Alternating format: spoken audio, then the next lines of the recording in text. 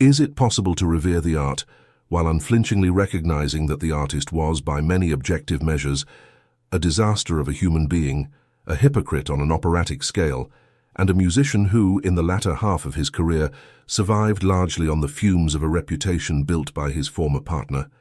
We are long overdue for a difficult adult conversation about John Winston Lennon. If you have arrived here seeking hagiography, looking to light a candle at the altar of the secular saint with the round wire-rimmed glasses, you should turn back immediately. We are going to dismantle the white Steinway, release the doves, and tear down the war is over billboards to examine the man who was, without question, one of the greatest rhythm guitarists in the history of rock, specifically in the early Beatles era, but who also became the primary victim and eventually the willing architect of his own suffocating mythology.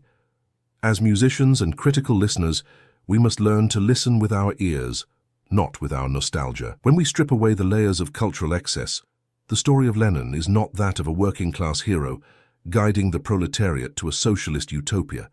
It is the story of a middle-class boy, deeply traumatized and profoundly insecure, who romanticized a poverty he never endured, abused those he claimed to love, and used music less to heal the world and more to scream for the attention of the parents who abandoned him. It is a narrative of initial technical brilliance that slowly gave way to creative lethargy, and of a songwriting partnership that was less a seamless brotherhood of equals and more a case of one man increasingly carrying the logistical and musical weight of the other. To truly understand the musical trajectory of John Lennon, we must first offer full-throated recognition of his brilliance as an instrumentalist. This is the point where lazy revisionism often fails. Before the gurus, the bed-ins, and the weight of being a genius, Lennon was a rock and roll monster.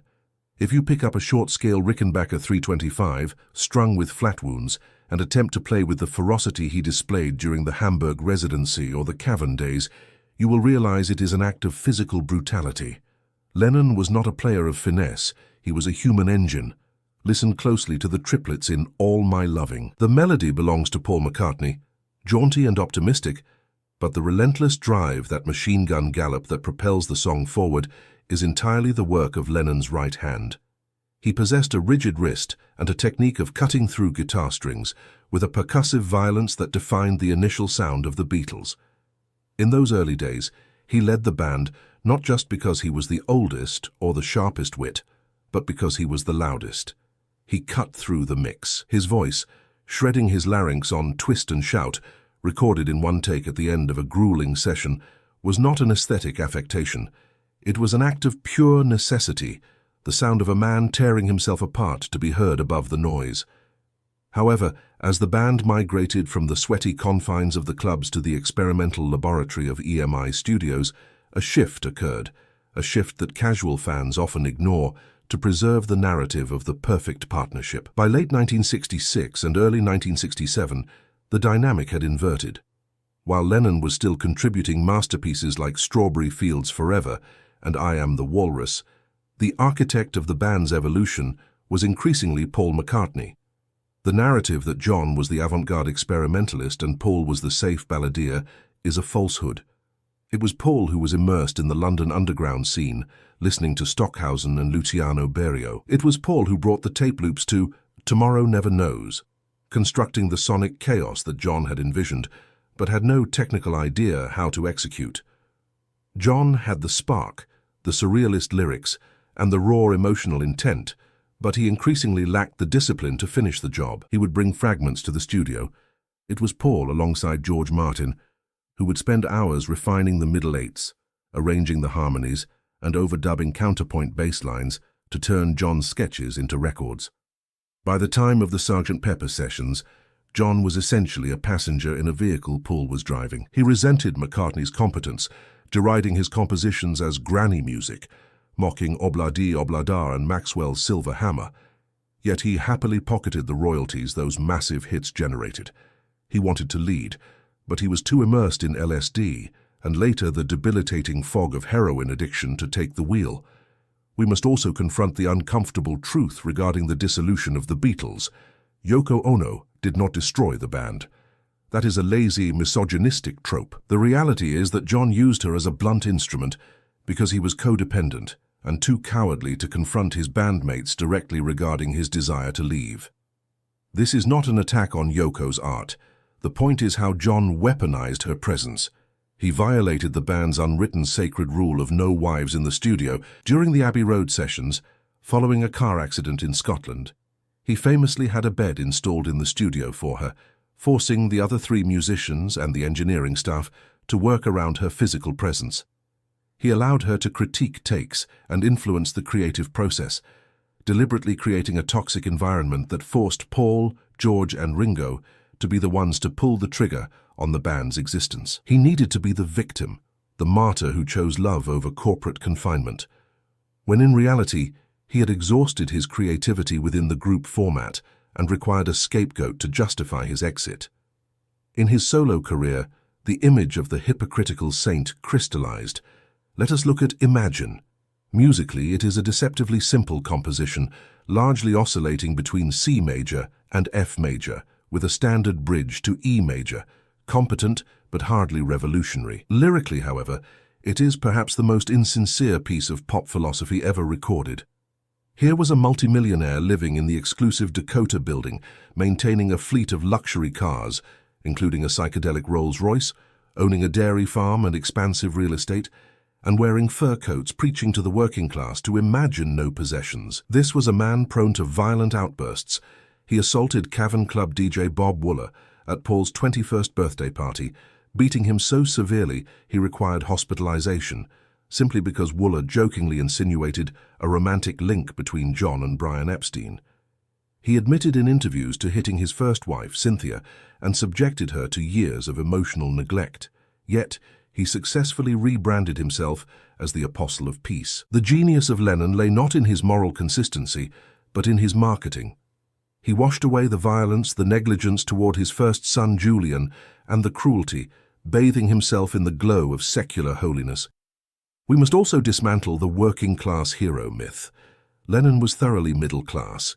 He was raised by his Aunt Mimi in a comfortable, semi-detached home on Menlove Avenue in the respectable suburb of Woolton. He attended art college, a privilege not afforded to the truly destitute of post-war Liverpool. He never worked a day in a mine, a factory, or on the docks. Ringo Starr came from the Dingle, a genuine slum. George Harrison was the son of a bus driver. John was the bourgeois outsider looking in, fetishizing a struggle he never actually lived. In his solo years, he adopted an exaggerated Scouse proletarian accent and sang about religion, sex, and television as tools of oppression. It was radical chic at its peak, flirting with political figures like Michael X and Jerry Rubin, but always from the safety of a limousine or a high-rise apartment. He was a parlor socialist who loved the abstract idea of the people, but frequently despised actual individuals. By the 1970s, Lennon's musical decline was evident, masked only by his dependence on top-tier session musicians. John Lennon Plastic Ono Band, 1970, remains a legitimate masterpiece.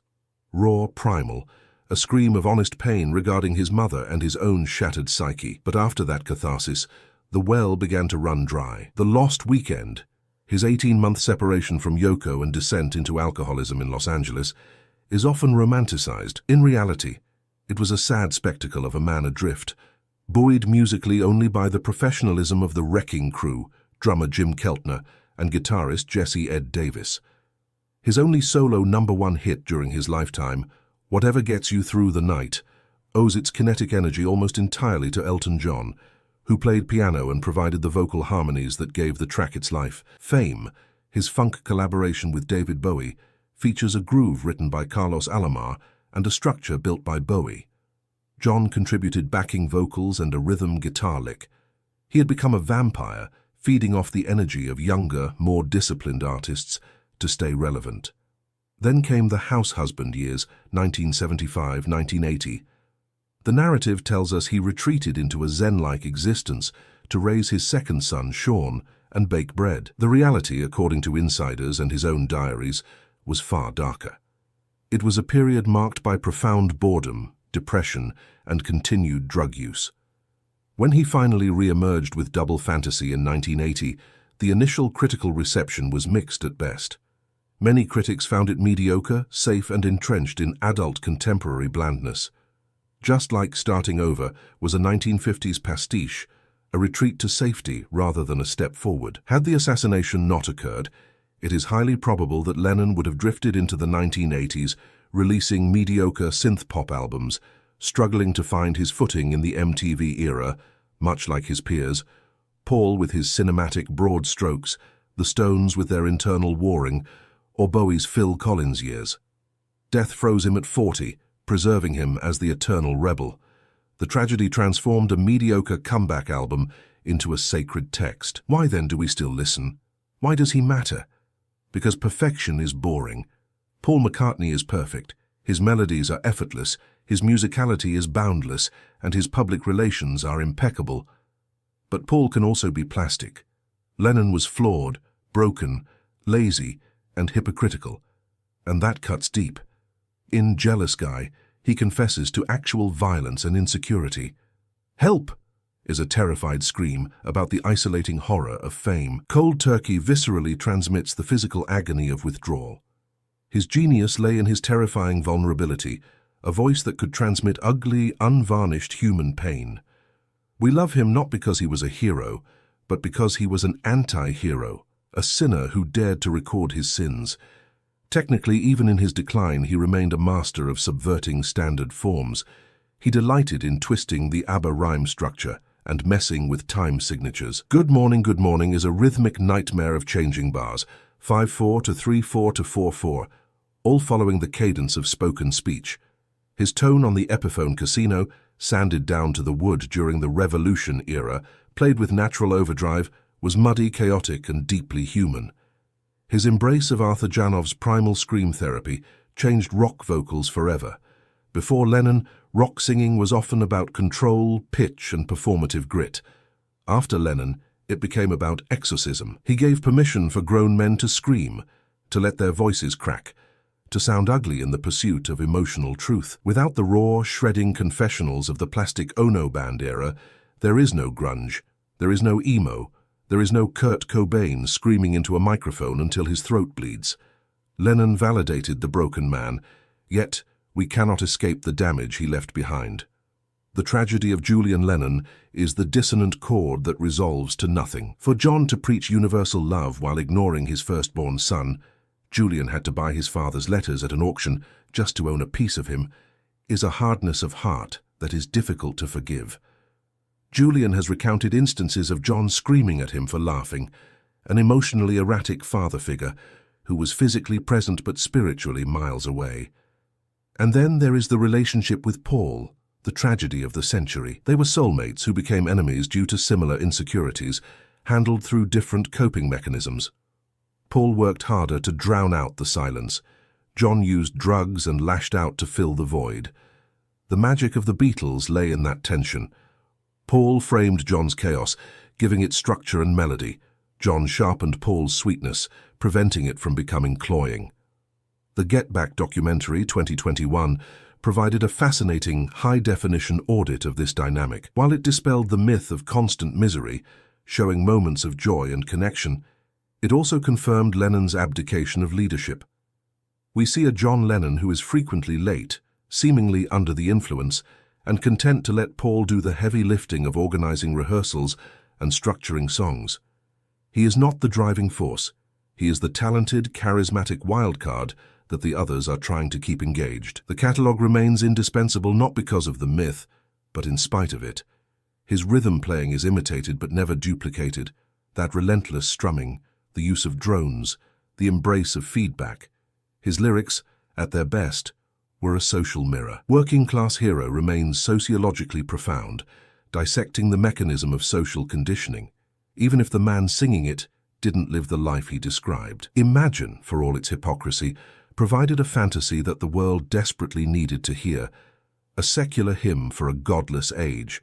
The lesson of John Lennon is clear: do not emulate the man. Do not emulate the drug abuse, the negligence, the arrogance, or the cruelty. Emulate the honesty of the art, emulate the vulnerability, the rhythmic impulse, the refusal to be categorized. The greatest art often comes from the most flawed vessels. Lennon was not a guru. He was not a saint. He was a loudmouth from Liverpool who got lucky, got famous, got lost, and got shot. He caught lightning in a bottle just often enough for us to forgive his humanity. The fade out of Strawberry Fields Forever is beautiful, terrifying, discordant, and unresolved. Just like him. We do not need to deify him to appreciate him. Viewing him as jealous, insecure, talented, lazy, hypocritical, and brilliant makes the music more impressive, not less. He was not a god walking among us. He was one of us, stuck in the mud, desperately looking for a melody to make the pain stop for 3 minutes and 30 seconds. And that, in the end, is rock and roll.